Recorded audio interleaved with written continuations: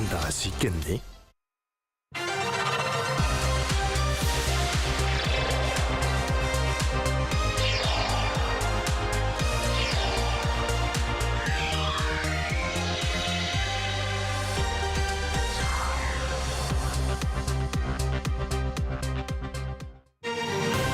In our headlines on this Monday afternoon, November 13th, here in South Korea.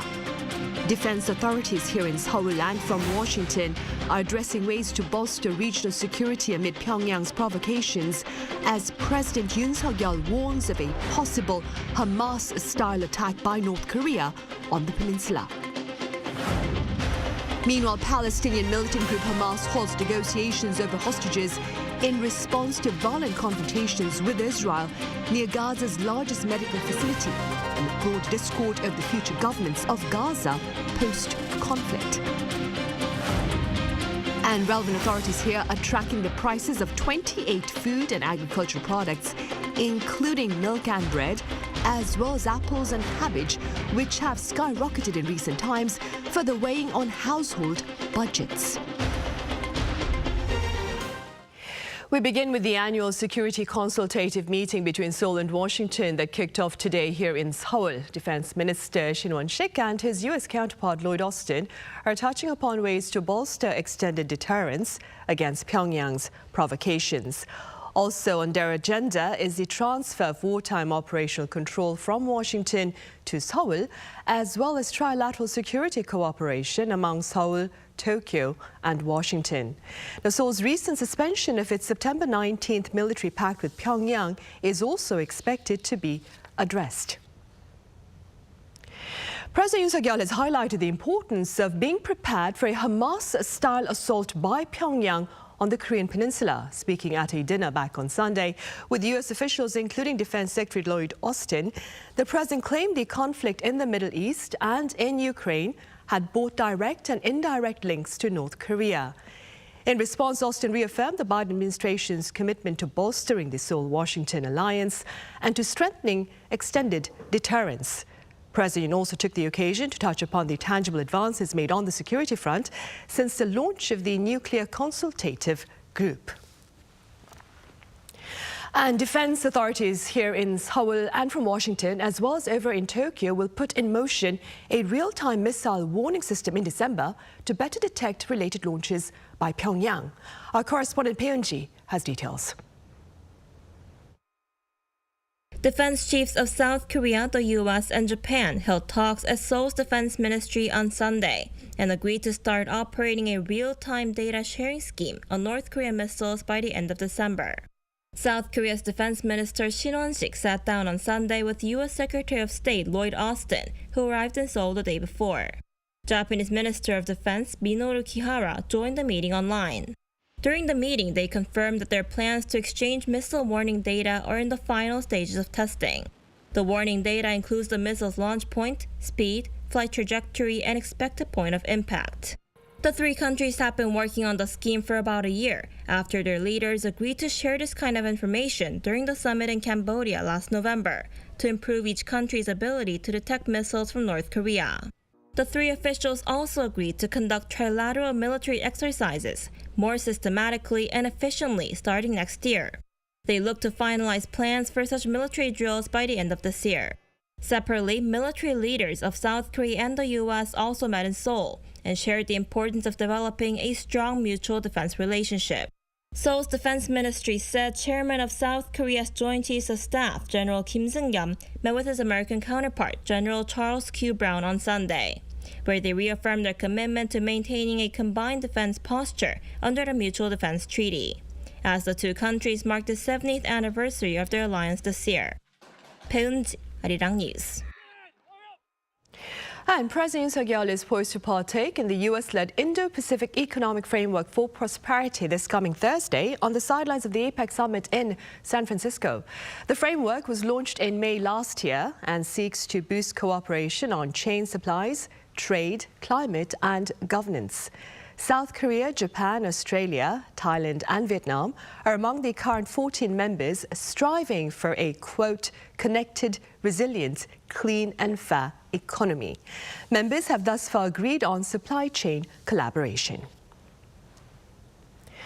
Over in the Middle East, hostage talks have been halted by Hamas amid fierce fighting with Israel near Gaza's largest medical center. Also, the fate of post-conflict Gaza has been thrown into limbo. Our Shin Se-byuk explains. Hamas said on Sunday it would suspend hostage negotiations over Israeli military operations close to the site of the Al-Shifa hospital in Gaza. We hold responsible for the hospital massacre anyone who is silent or fails to act to stop it, prevent it, or criminalize the occupation, and hold their leaders accountable before the courts for international crimes. Intense clashes have continued near Al-Shifa Hospital, the largest medical facility in Gaza, as Israel has accused Hamas of using the hospital as a cover for a command center. According to the Palestinian Health Ministry, 12 people, including 3 babies, have died at the hospital due to a lack of electricity. Supplies of medicine are also running extremely low, making the situation even worse. However, Israeli Prime Minister Benjamin Netanyahu, in an interview with NBC on Sunday, said that Israel had reached out to offer fuel to Al-Shifa hospital, but Hamas militants refused it. Hamas has denied those claims, while according to the BBC, an official from the hospital said that only 300 liters of fuel had been offered by Israel, enough to power generators for 30 minutes. In the same interview, Netanyahu said there could be a deal made for the some 200 hostages taken by Hamas. This came amid reports of a proposal to exchange some 80 women and children being held for Palestinians imprisoned in Israel. Netanyahu said military pressure on Hamas would increase the chance of hostages being released, but did not provide concrete details regarding the matter. Meanwhile, Netanyahu on Sunday once again reiterated his stance on having security responsibility for the Gaza Strip for an indefinite period, even after the war ends. We want security control over Gaza, with the ability to enter whenever we want to eliminate the terrorists who can infiltrate the state of Israel. Netanyahu has made similar comments regarding Israel's security responsibility for the Gaza Strip in the past. This is in opposition of the United States' stance, as was reiterated by Washington's top diplomat Antony Blinken last week when he said that Palestinian views need to be at the center of conversations about Gaza's future. In response to Netanyahu's recent comment, according to Israel's public broadcaster Kan on Sunday, the United States reportedly asked for clarification. Shin Se-byuk, Arirang News. Meanwhile, in response to the sufferings of civilians in Gaza, public protests took place in Europe this past weekend, calling for a complete ceasefire to the armed confrontation between Israel and Hamas. Our Yoon reports. In Paris on Sunday, more than 100,000 people marched the streets against anti-Semitism. The protest was called for by French lawmakers in the wake of a recent surge in anti-Semitic incidents in France since the October 7th Hamas attack on Israel. French Senate Speaker Gerard Larcher highlighted that the march signifies a total fight against anti-Semitism, which is the opposite of the values of the French Republic. Prime Minister Elisabeth Borne and former Presidents François Hollande and Nicolas Sarkozy were among those heading the march. But also present at the march were right-wing politicians, including the presidential candidate for the National Rally Party, Marine Le Pen. President Emmanuel Macron did not attend the march on Sunday, but on the eve of the march said a France where Jewish citizens are afraid is not France. Macron also condemned the confusion surrounding the rally and said instead of a united republic against anti-Semitism, the event was being exploited by some politicians for their own ends. Meanwhile, in London, hundreds of thousands of people marched on Saturday calling for a ceasefire in Gaza. London's Metropolitan Police put the number of protesters at over 300,000, while organizers say it could also have been one of the largest protests in British political history, suggesting some 800,000 people to have taken part in the march. The police reported no issues with the protest as the people marched peacefully through the city. There were, however, a few incidents of violence from far-right counter-protesters who were arrested. Saturday's march in London coincided with Armistice Day. More countries across Europe have also seen such marches. In Brussels on Saturday, about 21,000 people took part in a pro-Palestinian rally, while an estimated 10,000 people marched in the German capital in solidarity with the Palestinian people on Sunday. Yoon, Arirang News.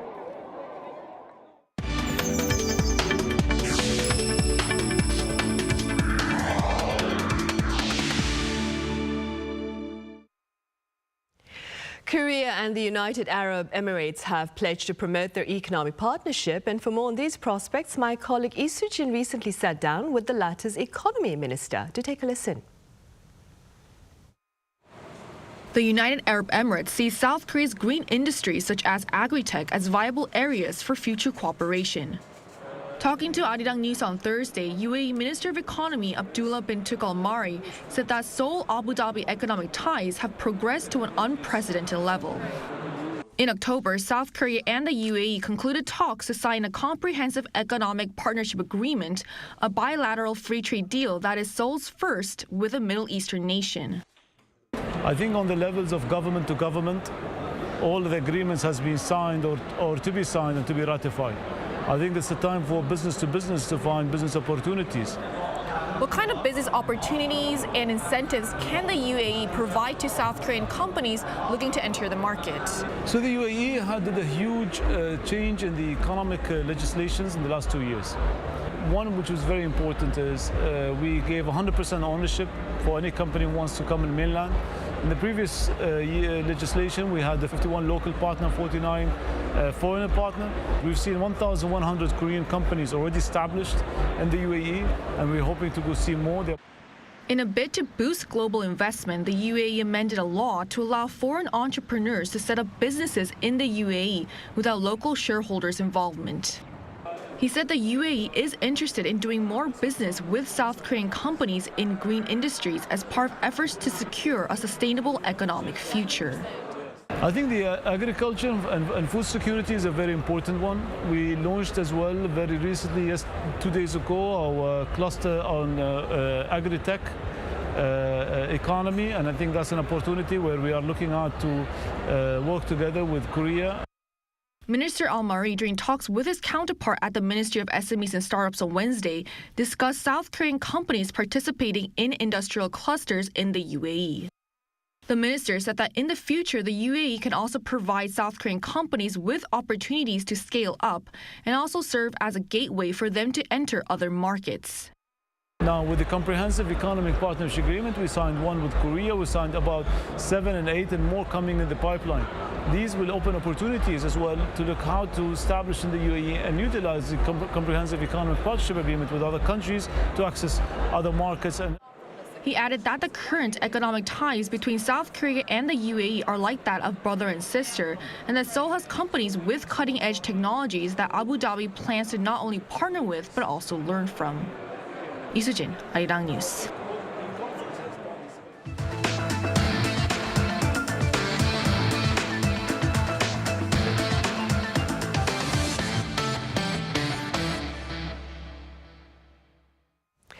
Soaring grocery bills have prompted authorities here to launch a monitoring mechanism to better track price pressures on households. Our Lee Seung-jae reports.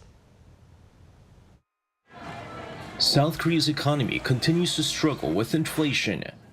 While consumer prices have slowed down, the burden on everyday consumers has not yet eased.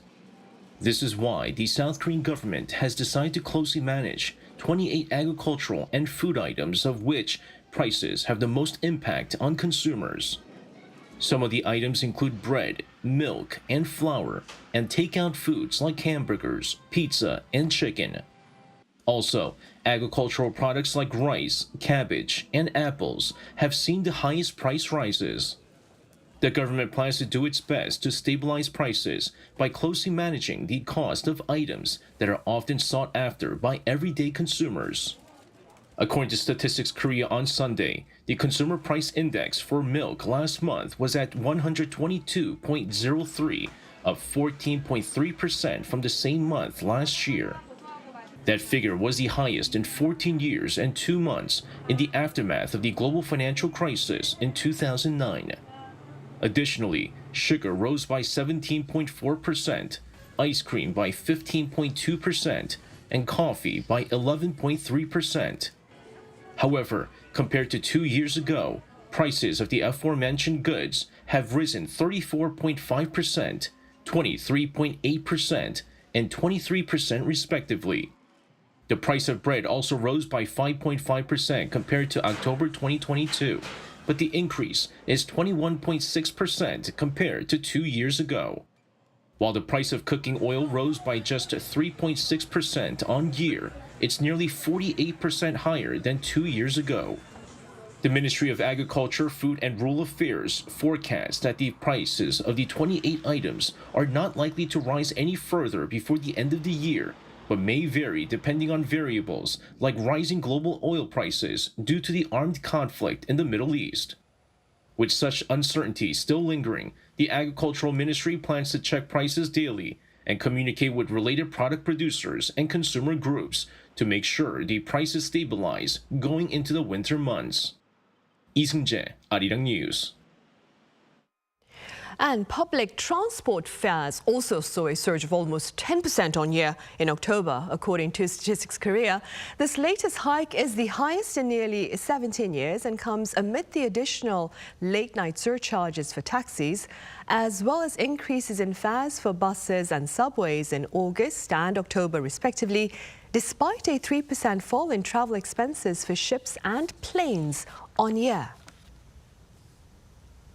BTS member Jungkook's first solo album, Golden, has debuted on the #2 spot on Billboard's main albums chart. The chart preview of the Billboard 200 for this week, released on Sunday local time, ranks the most popular albums of the week in the US based on multi-metric consumption measured in equivalent album units.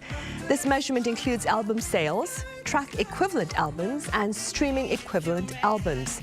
According to Billboard's top album sales chart, Golden was the week's top seller in the US in terms of physical and digital album sales, setting a new record for a solo K-pop artist.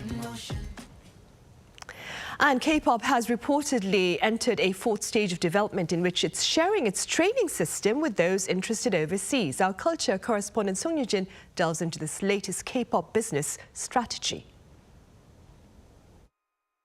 Hi, we are StarBe. Get ready! 안녕하세요. 저희는 인도네시아에서 온 그룹입니다. StarBe made their debut 4 years ago. However, they came to Korea this August as trainees. They were chosen for the Grow Together project by the Korean Foundation for International Cultural Exchange, which offers emerging overseas artists the opportunity to train in Korea. Over the last 4 months, these girls underwent the rigorous training that K-pop trainees go through, with hours of vocal lessons and dance classes every day. In Korea, usually they have like a longer time session for the training, and they gave us a lot of time to practice by ourselves. In Indonesia, we always practice with the teacher, so like it's like a different method where Korea makes you like grow and learn from yourself, and it like. StarBe represents the new era in K-pop, dubbed as K-pop 4.0. The initial era involved tailoring Korean artists to match the trends in other countries, such as BoA's success in Japan during the early 2000s. This transitioned into the second stage, integrating non-Korean members into K-pop groups, followed by the third stage, featuring groups entirely comprised of non-Korean members. Now, K-pop is exporting its training system. The K-pop nurturing system has reached a significant milestone. Entertainment companies have implemented this system for K-pop groups, and witnessing their global success has sparked a growing interest in extending this system internationally. According to Park Chang-woo, the head of the management agency that trains StarBe, this model is pivotal for K-pop's sustained global influence. Adapting K-pop to suit each country and spreading its training and management system can open up new opportunities for the K-pop industry. Overseas fans will feel a stronger sense of familiarity with the artists too. Having finished their months-long training, StarBe is now going back to Indonesia. Drawing from their experiences in Korea, this is their vision. We are trying to follow the trend that's happening now, that people like the Korean K-pop groups that have a very unique genre and a very unique concept in itself. But we try to mix it up with our own nationally like Indonesian trends and also Indonesian costume like we wore today. K-pop's fusion with diverse cultures is one way that could ensure its enduring impact on the global stage. Song Yoo-jin, Arirang News. And now, on a more sobering note, researchers believe this year will go down in history as the hottest on record, raising greater concern of the lack of tangible action against climate change. Our Jungkook covers this worrying phenomenon. Climate scientists from the European Union said Wednesday that 2023 is on track to be the planet's warmest year in recorded history. According to the EU's Copernicus Climate Change Service, or C3S, last month was the hottest October on record and 1.7 degrees Celsius warmer than average temperatures for the same month in pre-industrial times. C3S Deputy Director Samantha Burgess described the October temperature anomaly as very extreme. When we combine our data with the IPCC, then we can say that this is the warmest year for the last 125,000 years. The heat is a result of greenhouse gas emissions combined with the emergence this year of the El Niño weather pattern, which warms surface water in the eastern Pacific Ocean. According to C3S, the global average temperature from January to October this year was the highest on record. The previous record was 2016, another El Niño year. Climate Central, a non-profit science research group, also reported that the last 12 months were the hottest ever recorded on Earth. Over the course of the year, 7.3 billion people, or 90% of humanity, reportedly endured at least 10 days of high temperatures that were at least 3 times more likely because of climate change. Burgess emphasized the pressing need for urgent and ambitious climate action leading up to the COP28 climate summit. COP28 is the 28th annual United Nations climate meeting where governments will discuss how to limit and prepare for future climate change. The summit is being held in Dubai, the United Arab Emirates, from November 30th until December 12th. COP28 aims to keep alive the goal of limiting long-term global temperature rises to 1.5 degrees Celsius, which was agreed by nearly 200 countries in Paris in 2015. Additionally, COP28 will concentrate on quickly moving to clean energy sources, decreasing greenhouse gas emissions before 2030, delivering money for climate action from richer to poorer countries, and working on a new deal for developing nations. 정은주, Arirang News.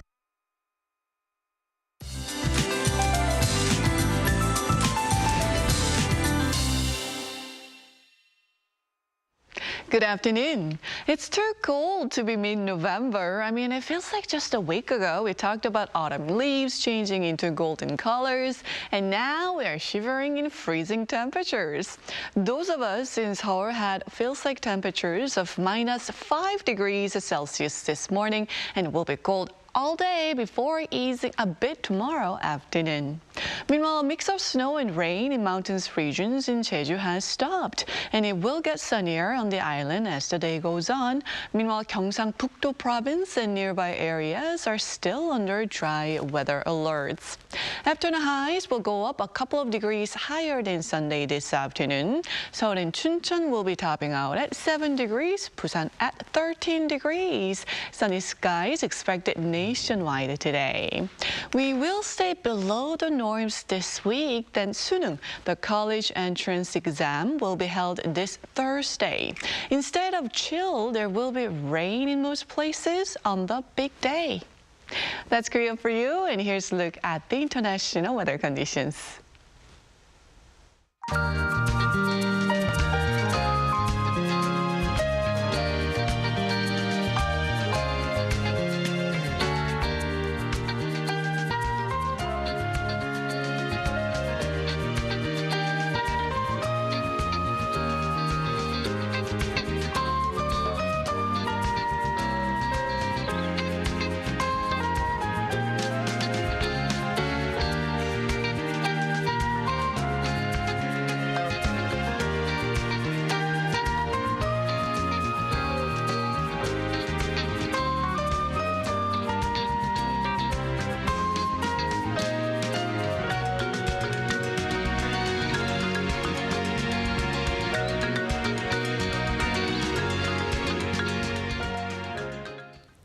And those are the top stories at this hour here in Korea. But do stay with us for our panel session coming up right after this break. Thank you for now.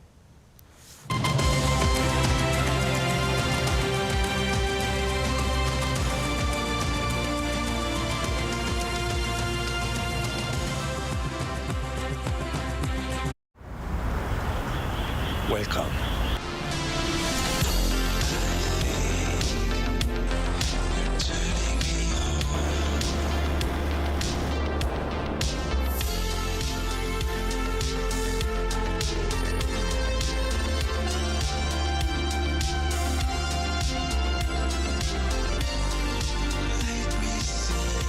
(24시간) 불이 꺼지지 않는 나라 감당할 수 있겠니?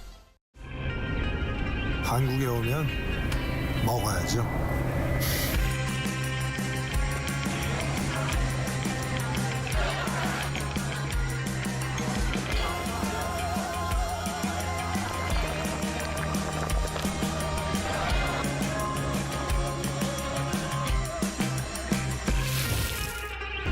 먹어도 끝이 없는 나라 감당할 수 있겠니?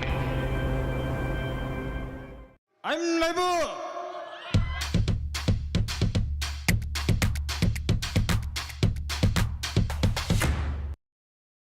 저를 도와주시는 분들이 저희와 함께 해주시는 세션분들 아무리 봐도 이거 먹지 펜션 같은데 아니라고 아무도 안 하는 거고.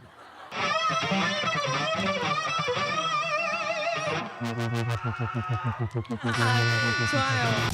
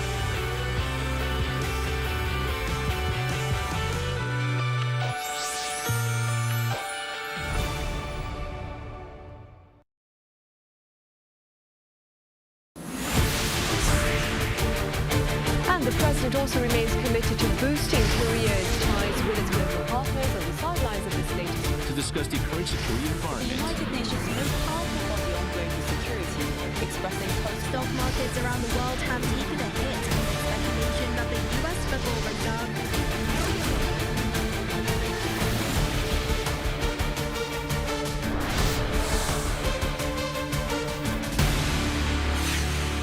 Arirang.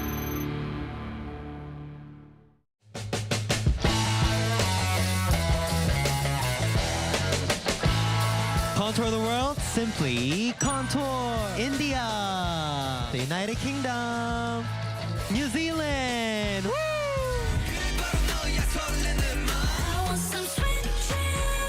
I'm excited. Are you excited? Of course. Yeah.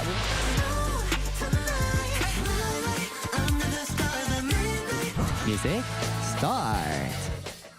하나 둘 셋. Hey, Mr. Cupid, who's lying? Make sure you listen to what I say. I may be stupid or quite naive.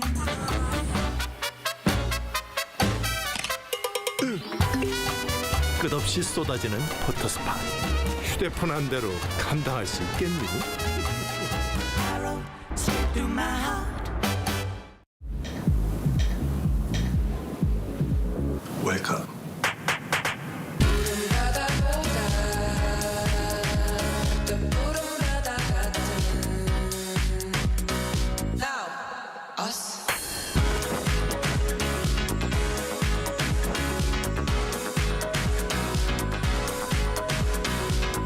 엄청난 에너지를 춤으로 뿜어내는 나라 감당할 수 있겠니?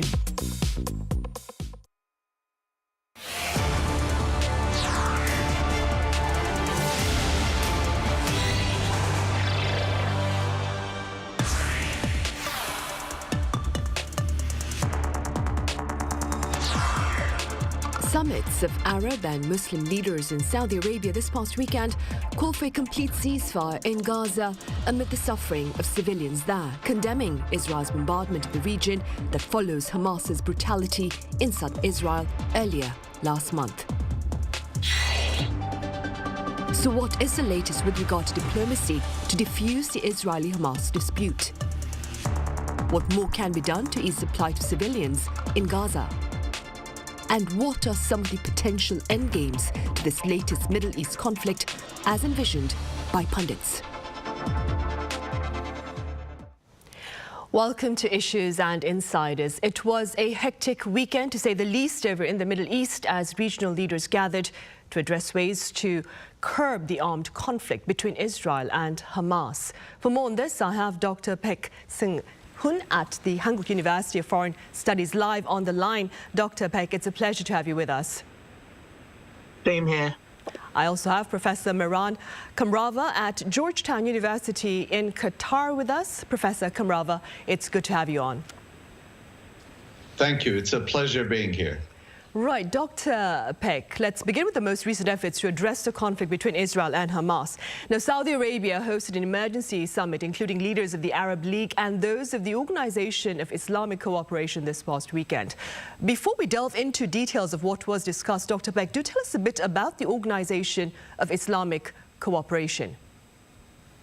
Yes, the Organization of Islamic Cooperation, OIC, is an international organization founded in 1969, and it is consisting of 57 member states with a collective population of slightly over 2 billion Muslims. And the OIC's primary objective is to promote solidarity and cooperation among its member states and to address common challenges facing the Muslim world.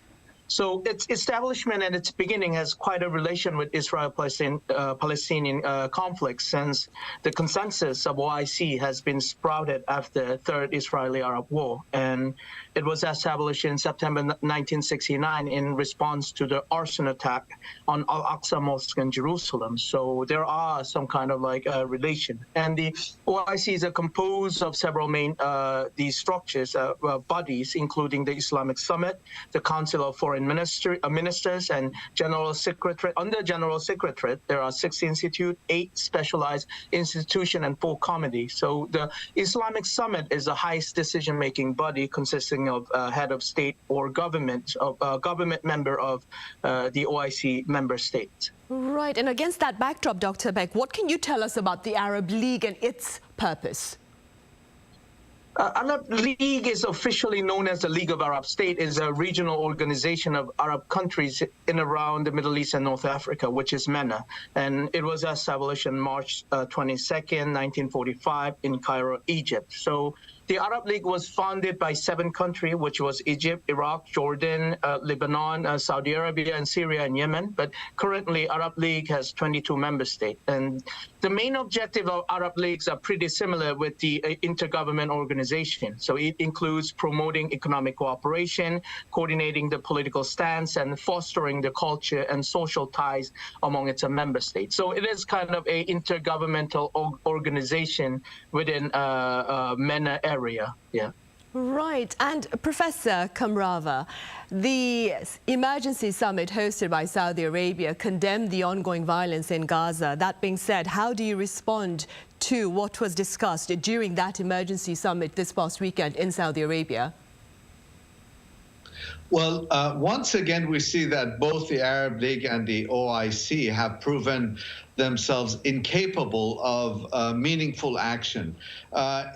Even in the face of an ongoing genocide and the ethnic cleansing that we're witnessing unfold before our eyes, there's been a marked inability to come up with anything concrete other than fiery speeches and grandstanding. And so it's quite unfortunate that the Arab League and the OIC engage in these kinds of summitry, and at the same time we're seeing the images that are right before our eyes and the ethnic cleansing and genocide that's unfolding. And Professor Kamrava, staying with then efforts to ease perhaps tensions in the Middle East, what can you share with us perhaps about Qatar's own role to reaching some kind of stability in the Middle East where Israel and Hamas are concerned? Qatar is one of the only countries that is able to exert pressure on Hamas, largely because for strategic and instrumental purposes, it has hosted Hamas leadership here in Doha. And because of that ability, Qatar has been one of the only countries that have engaged in humanitarian assistance over the years in Gaza. And so it's got the ability to press upon Hamas to release hostages. And so far, we have seen that the very few Israeli hostages that have been released has been through Qatari mediation, and the pressures that both Qatar and, it must also be said, Iran have exerted on Hamas. I think it's important to remember that Iran has also called for the release of civilian Israeli hostages, and Iran is also, similar to Qatar, one of the only countries that has relations with Hamas and can put pressure on Hamas to change the situation on the ground. And Dr. Peck, amid the diplomacy to diffuse tensions in the Middle East, what more can be done perhaps to address the sufferings of civilians in Gaza who I believe, of course, are bearing the brunt of the brutal confrontations between Israel and Hamas? I mean, as our respected Professor Kamrava has just mentioned, the cruel fact is, for the time being, there's not much thing to do.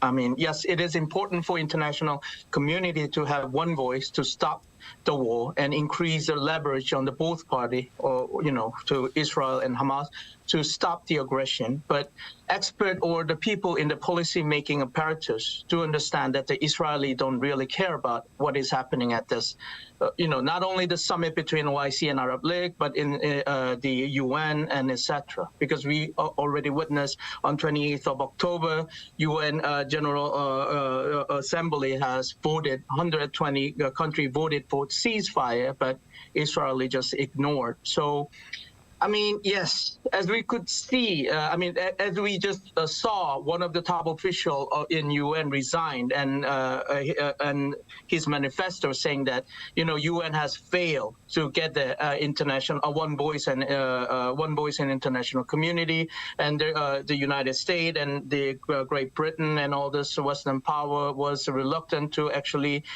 put a leverage on Israel. It clearly shows that. I know. I mean, it was always a problem of international governments, which international governments do not have the mechanism to push ceasefire or humanitarian corridors. So, yes, I know it's very appalling, but it is very difficult, and it is very vague that there could be much thing could be done within this situation, but.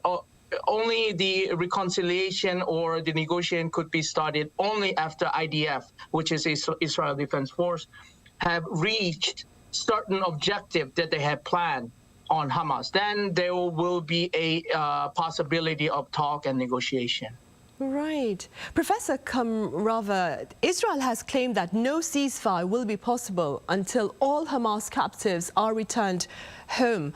What are the prospects of such a scenario in which the hostages are returned home and Israel stops, that is, its offensive in Gaza? The unfortunate fact is that I don't think we're going to see any release of Israeli civilian or military hostages, because those are the only sources of leverage that Hamas currently has. And so the ability of Hamas, first of all, it's unclear whether or not Hamas can actually release those hostages. As you know, a number of the civilian hostages have already been killed by Israeli bombardment, indiscriminate bombardment of Gaza. And so every once in a while, Hamas releases figures of how many of the hostages themselves have been killed because of Israeli bombardment. But at the same time, I think it's important to remember that Hamas doesn't really have too many sources of leverage. And so I sincerely doubt if it would be willing, without intercession of Qatar or pressure from Iran, to release any more hostages, given the current circumstances. So as Dr. Peck just mentioned, we're in a very tragic, untenable circumstance right now. Right, and Dr. Peck, what are some of the potential endgames that you envision with regard to this latest armed conflict between Israel and Hamas then? I'm not the wizard with a crystal ball, so I don't predict. I can't predict. But like what I said, I mean, it's all the situation are on the hands of Israeli IDF right now. So for the end game, what will happen next is all in the hands of Israel because of this. I mean, the reconciliation or unity or whatever, like the next measure could be reached only after Israel Defense Force achieve its objectives on war against Hamas. I mean, they bluntly saying the permanent dismantlement of Hamas is their own objective. Whether it is achievable or not, or feasible or not, it is their goal. So we have to think about what next. I mean, what is the plan of Israel for post-Hamas? Well, so then, who will be the kind of the mandation? Who will have the mandation of like Gaza Palestinian people? Is it UN trusteeship built upon in the Gaza area to have the reconciliation process, or will it be the Abbas administration of West Bank will just come and take power, or it will be an interim government from Gaza Strip, any political entity apart from Hamas, or the occupation Israel will going to do it by themselves? I mean, all this possible endgame could be discussed after Israel decide who will be the partner for the post-Hamas, the reconstruction. But what I really worry is occupation of Israel. I mean, if Israel decide to occupy like 6 months, 7 months, I don't know how long they want to occupy that area. But if that happens, there's a possibilities of spiral of a war into a expansion of war to like the other entity, the engagement of other entity. But other than that, for now, I'm not really sure. But there are 4 scenarios who will be the what do we call the agents of like the post-Hamas reconstruction process. So it depends. It depends on the hands of Israel. I mean, I know it's very tragic and very appalling, but it is what it is right now, in my opinion. And Professor Kamrava, let's expand a bit on what Dr. Peck has just said. What are your thoughts with regard to post-conflict governance of Gaza? Well, Dr. Peck mentions a very good point. It's really easy to destroy, it's easy to attack, but it's not easy to administer. And we saw that with the Americans in Iraq, we saw it with the Americans in Vietnam. We've seen it again and again, but this is a historic mistake that people continue to make again and again. So I don't think Israel has a viable plan. Again, Netanyahu just reiterated that the security of Gaza will be Israel's charge for the foreseeable future. The Americans have said that the Israelis cannot and should not administer Gaza directly. So I think we're in an untenable situation. But I do want to take a step back and look at the broader patterns of history. I sincerely hope that we're not seeing history repeat itself. I sincerely hope we're not seeing a redo of 1948, 1967, 1973. And this is just another war. I mean, it's tragic that we're hoping for war rather than wholesale displacement of even more Palestinians. But what we are seeing, this Israeli directive of Palestinians to leave northern Gaza, if we listen carefully to statements coming from Israeli policymakers, one of the government ministers saying, let's use the atomic bomb on these people, I think what we're seeing is a complete dehumanization of Palestinians and a new refugee crisis that appears to be unfolding of unfathomable proportions. And I sincerely hope that the worst case scenarios that are yet to unfold will not unfold in the coming weeks and months. Right, of course. And Dr. Beck, what then might be some of the broader repercussions, if I may, of a prolonged conflict between Israel and Hamas? I just want to point out this fact. I mean, we talk about, before this, the appalling and the crisis happened, we talked about Abraham Accords and how the change of land for peace process and how the peace for peace process could bring a peace between the two. But what I'm thinking is, no, it's not. I mean, I know a lot of people say the two-state solution is dead and et cetera, but we all know that is the best solution that we have during the 70s, 75 is a process. That is a consensus that global community have made. So what it is, I mean, if we don't stick to the two-state solution and if we don't protect the right to live and right to exist of Palestinian people, I mean, yes, Hamas might be gone, but there will be a Hamas version 2 or Hamas version 3. Any other entity will just sprung up and take that role as Hamas. I mean, that's what had happened when first we saw the PLO and then Hamas. And yes, even if we dismantle Hamas, what next? So we have to just realize that this economic prosperity will not gonna fix the Israel-Palestinian problem. It is the two-state solution, but giving a right for Palestinian people for their right to be existed could be only bring a peace to the solution. So in order to stop this prolonged conflict, we have to talk elephant in the room. We have to talk about how we could survive this two-state solution. I think that is the only cure. And I know it is very hard to be achieved, but still, yes. Right, of course, it is a daunting task ahead. Professor Kamrava, pundits have been debating, that is, about the purpose of Hamas's attack against southern Israel back in October, on October 7th, that is. What do you suppose was the purpose of this particular attack by the Palestinian militant group Hamas?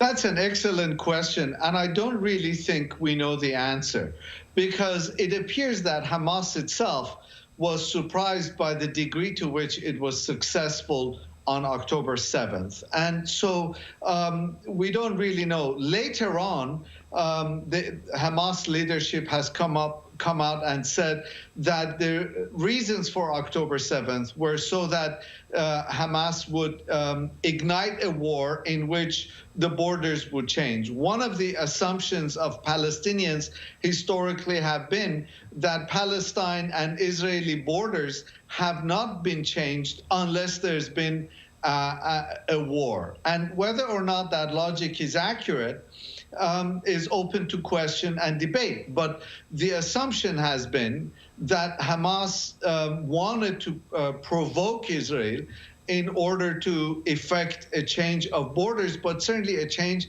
in the status quo. My sense is that it was an impulse to the brutal nature of the occupation, and this is by no means to excuse it. It was a war crime and a crime against humanity, what Hamas did on October 7th. But it indicates to us the untenability of the present circumstances. You cannot indefinitely occupy, dehumanize, sanction a group of people, millions of people that have aspirations of living like normal human beings. And that simply is untenable in the long run. Why did Hamas engage in October 7th? I don't think we'll ever know, but by all accounts, it literally played into Israel's hand to engage in ethnic cleansing and unleash genocide on the Palestinians. And that being said, Professor Kamrava, here's a tough question. Do you suppose something can be done to ensure a more stable form of peace in the Middle East? Yes, absolutely. I think every individual person deserves to live in dignity. Every person needs to live free and in dignity. And unless and until everyone in the Middle East, Palestinian, Israeli, Muslim, Jewish, Christian, anybody lives in freedom, can give their human aspirations manifestations, doesn't have to worry about where their next food is coming from, the security of their family, then I think we will have peace and stability. Whether or not there is the political will to give individuals the dignity they deserve is a different matter. Right, and until that day, then we hope that everybody will have access, of course, to at least basic necessities of life. Right, well, Professor Kamrava, thank you so much for your insights today, and Dr. Peck, thank you very much for your time and your thoughts. Right, well, on that note, we end Monday's edition of Issues and Insiders. Tomorrow, that is Tuesday, we touch upon this week's APAC gathering over in San Francisco. Thank you for now.